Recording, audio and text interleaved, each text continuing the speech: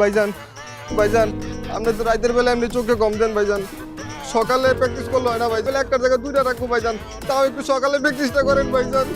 আরে এত নড়াচড়া করিস না তো, নড়াচড়া করলে কিন্তু গুলি দিয়ে তোর মাথার খুলি উড়ে যাবে কইলাম।